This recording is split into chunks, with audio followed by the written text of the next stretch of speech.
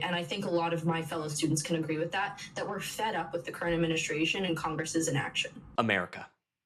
Land of the free, home of the brave. There is just so much our nation is famous for across the globe. Our national parks, our large, sprawling cities, cheeseburgers, of course, and guns.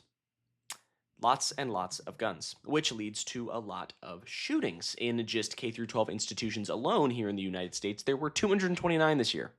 229. And in the year 2025, we are seeing more and more people that are surviving not just one, but two school shootings in their lifetime, including one Zoe Weissman, who was a victim of not only the Parkland shooting in Florida in 2018, but also just this weekend survived the school shooting at Brown University. And she is now targeting the Trump administration, not pulling any punches and absolutely shutting down their empty promises and thoughts and prayers. So if you want to see her interview and hear what she has to say, be sure to stick around until the end of the video, and do us here a favor, leave a like on the video, comment down below, and subscribe to the channel. It is really the best way to share your support, and we really appreciate it. All right, let's dive in. Joining us now from Brown University, student Zoe Weissman, who is with us. Zoe, thank you so much for making time. I know this must be a very difficult situation for you and fellow students there on the campus. Yeah, so far, everyone I've reached out to is safe and okay. It was the engineering building, so I'm more so worried about friends and people I know who are studying that. I think mentally, I feel like I'm 12 again.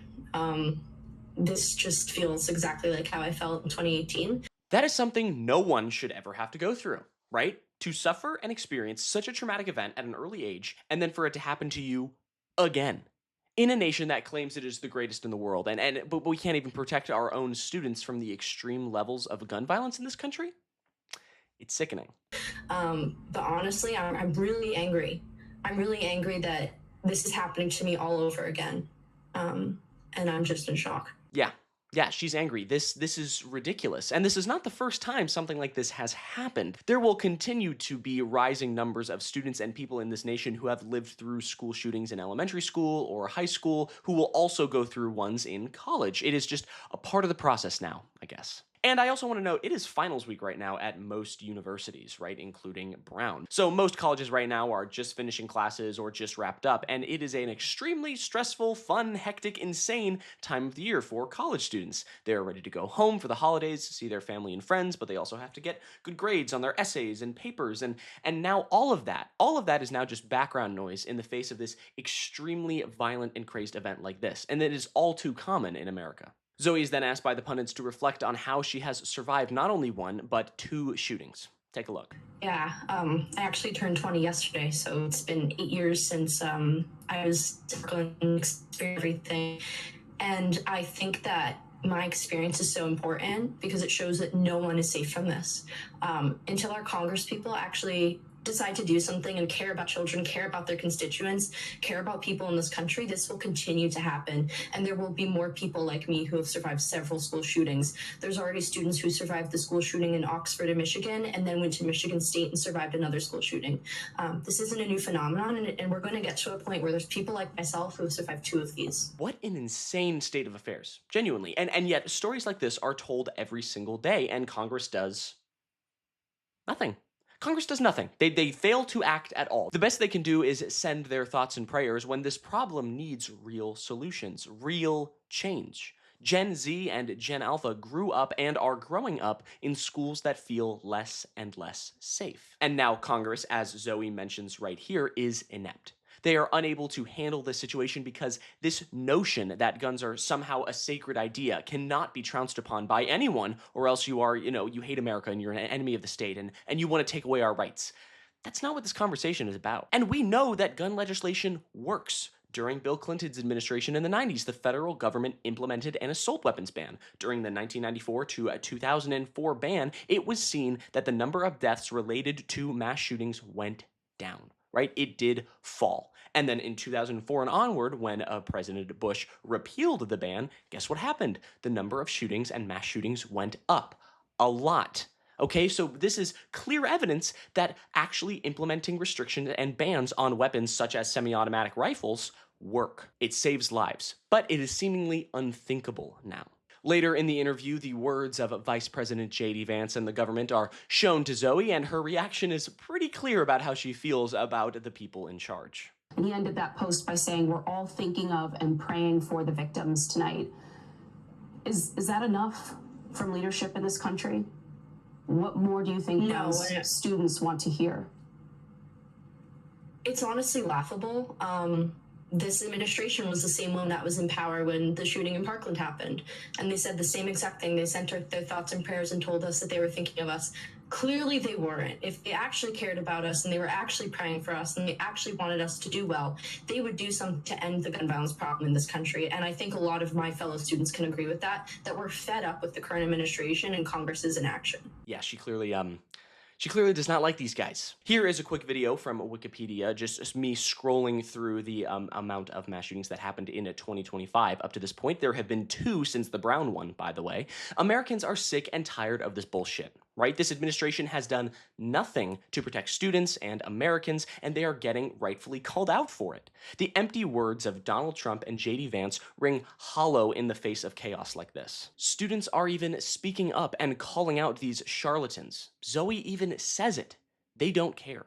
If they did care, they would have done something about it, right? It has been 8 years since the Parkland shooting that Zoe survived when she was just 12 years old. Now she is 20 and just survived another, right? And guess what? In 2018, Donald Trump was in power. And yet nothing has changed. Nothing has changed for gun legislation in America. It is just as easy as it ever was. Because these people honestly do not give a damn. Gun violence is something that largely does not affect them. It is seen as this unstoppable force. It is seen as this just thing that happens here, right? It doesn't seem to happen anywhere else, but it happens here.